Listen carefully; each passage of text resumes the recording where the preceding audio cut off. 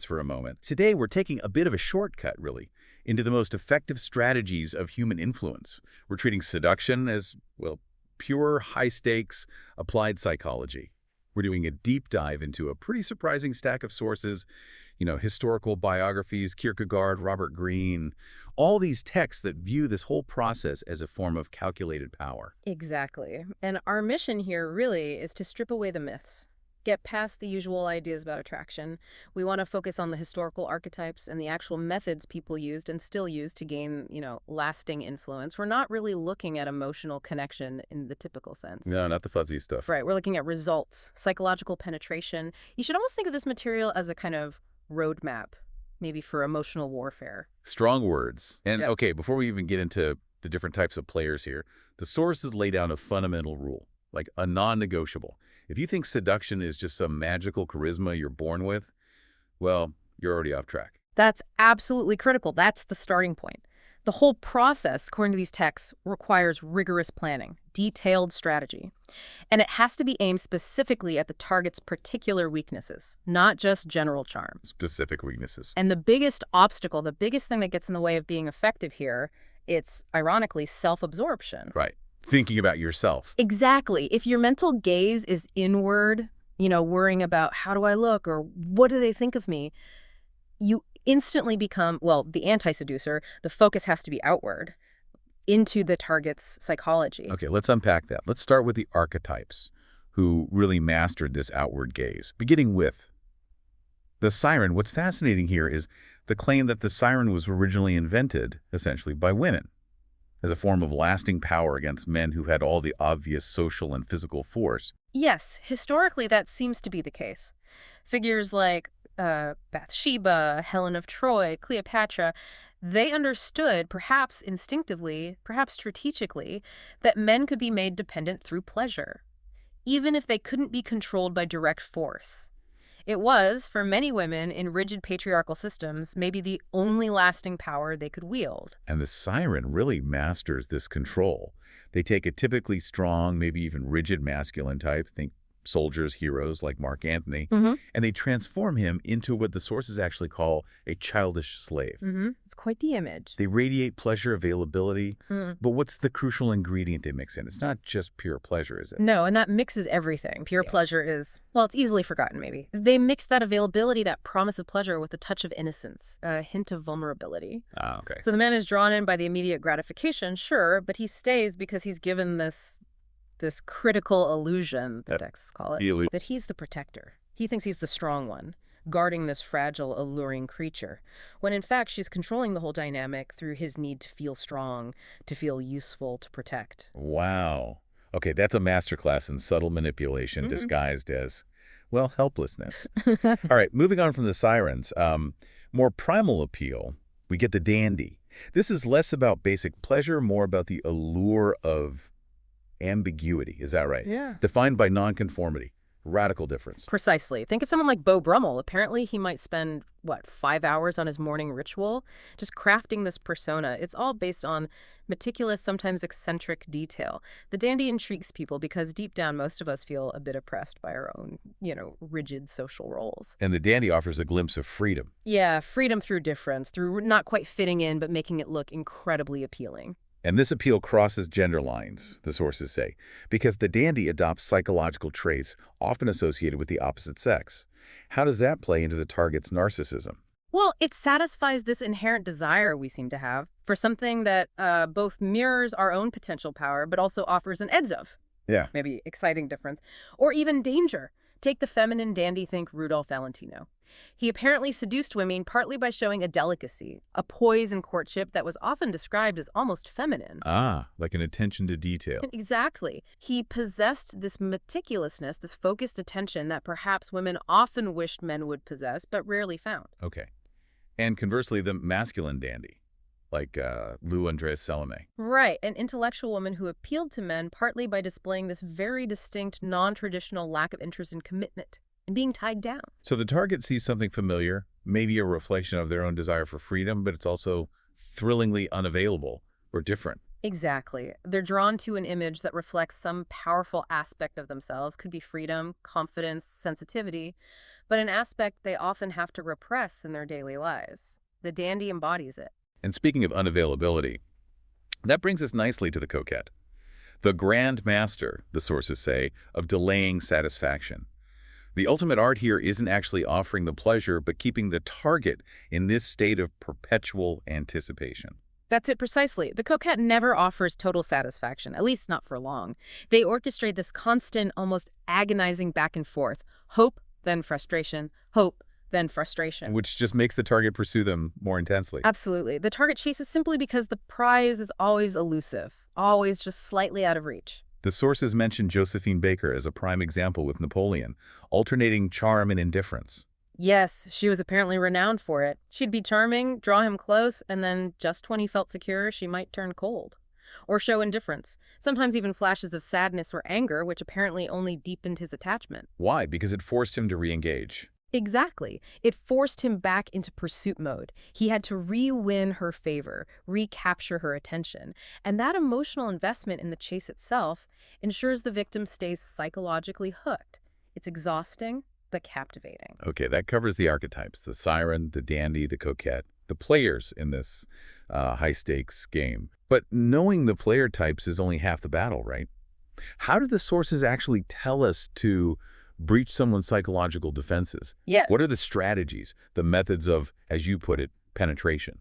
Right. Well, the most immediate strategy is really about getting past the target's natural resistance, lowering their guard. And that's often achieved through what the sources call entering their spirit, or sometimes the mirror effect. Entering their spirit. So recognizing that most people are kind of locked in their own worlds, Mm-hmm. stubborn, maybe hard to persuade directly. Pretty much. So instead of trying to drag them into your world, your way of thinking. You enter theirs. You play by their rules. You adapt to their moods. You seem to enjoy what they enjoy. And the result, it can be immediate. It strokes their deepest narcissism. I mean, who doesn't love feeling perfectly understood? It lowers their defenses because they feel validated, understood, safe.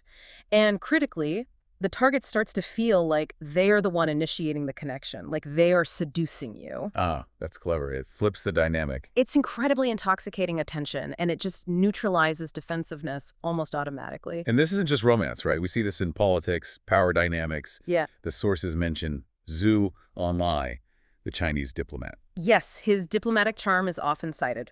When negotiating with the Russians, who apparently valued methodical presentations and maybe weren't keen on admitting flaws. He didn't argue China's case defensively. No, he reportedly agreed the Chinese had made mistakes.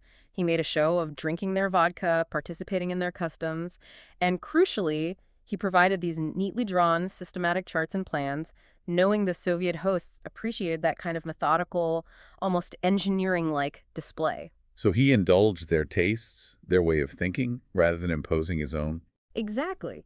He lowered their guard by appealing to their ego, their preferred style, and by doing so, the argument goes, he gained a far more useful treaty than he ever would have through direct confrontation or argument. That's powerful. That strategic inversion of expectation. And the next strategy seems equally counterintuitive, disarming through strategic weakness.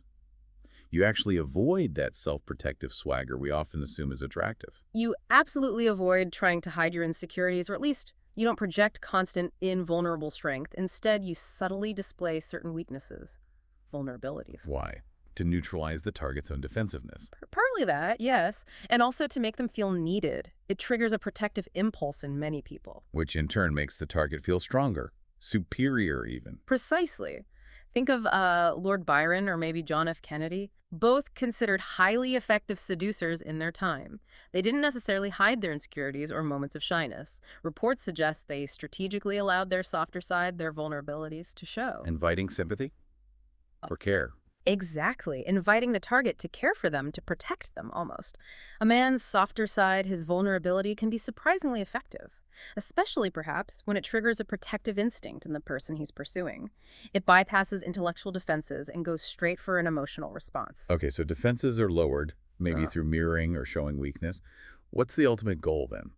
The sources say it's about confusing desire and reality. Yes. Clouding the target's powers of reason until they can no longer really distinguish between the illusion you're creating and the actual truth of the situation. Making them want to believe the illusion. Deeply. And we absolutely have to talk about the most spectacular example of this, Potemkin, and his efforts for Catherine the Great in the Crimea. Ah, the famous Potemkin villages. Infamous, perhaps.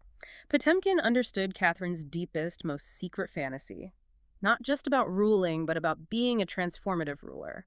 She desperately wanted to believe she was this loving, progressive Tsarina whose vision was fundamentally reshaping the empire for the better. So for her tour of the newly acquired Crimea, he didn't give her the gritty reality. He gave her her ideal, embodied, pure facade. They saw these brand new looking villages, which were often just painted fronts, herds of cattle that were apparently shipped in and moved under cover of darkness to the next location.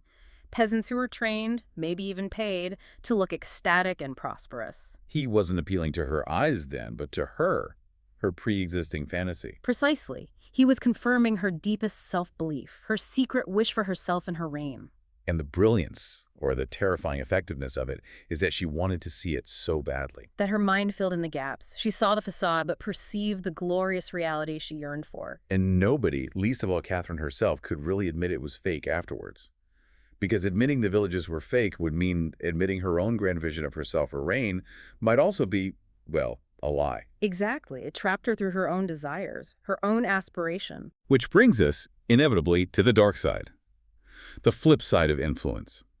If these are the seductive archetypes and strategies, what are the traits that absolutely repel?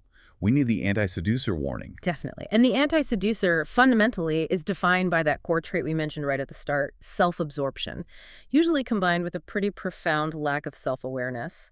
The text outlines several types you absolutely must avoid becoming. Okay, like who? Well, there's the bumbler, the one who just lacks boldness or, crucially, timing. They hesitate too long or they move too fast, clumsy.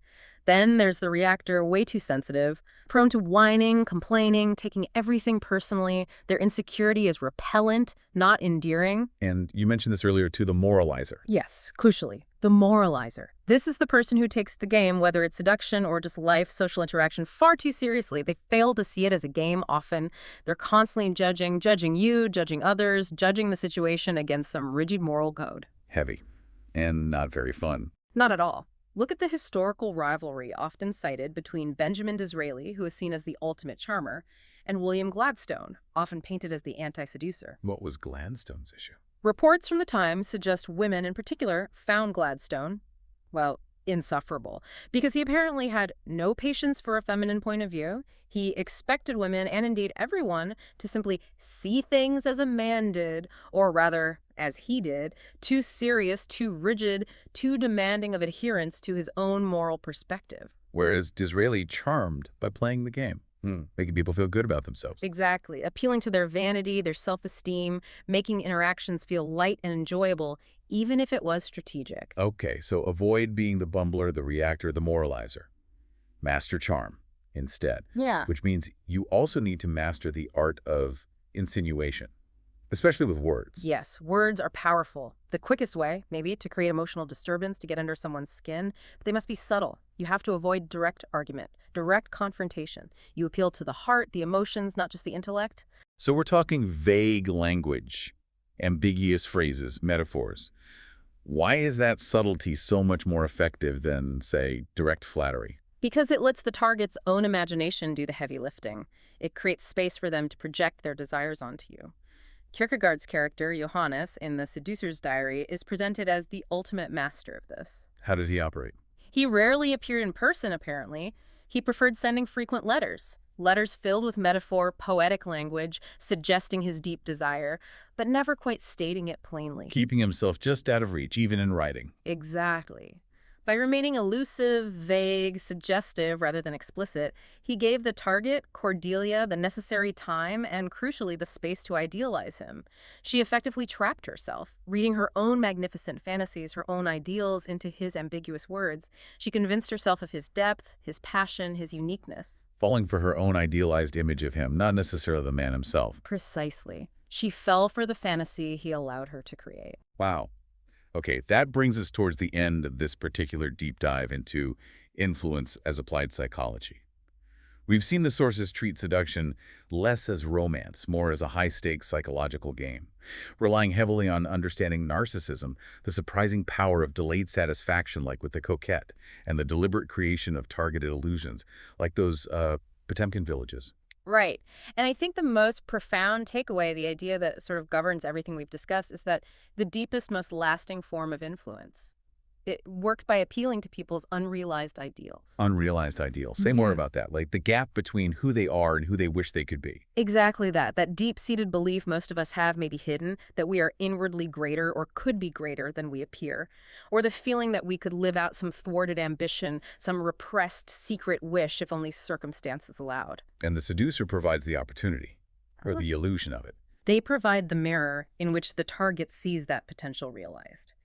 Think of Madame de Pompadour and Louis the XV. His previous mistresses apparently appealed mainly to his physical desires, simple pleasure. But Pompadour, she succeeded and held power for years because she appealed to his crushed ideals. His desire to be seen as more than just a pleasure-seeking king. Yes, his thwarted ambition, perhaps to be a great cultural leader, a patron of the arts, someone remembered for more than just decadence. She held up a mirror reflecting that aspiration. She encouraged it, embodied it, made him feel that through her, he was that greater version of himself. And once you provide that mirror, once you give people the intoxicating belief that through you, they can touch or even become their hidden, idealized selves, then the sources suggest you will have them utterly at your mercy. A pretty compelling, maybe slightly unsettling idea for you to think about as you navigate your own world. Whose unrealized ideal might you be reflecting, consciously or unconsciously? And what kind of influence does reflecting that aspiration grant you? Something to consider. Until next time, keep that gaze directed outward.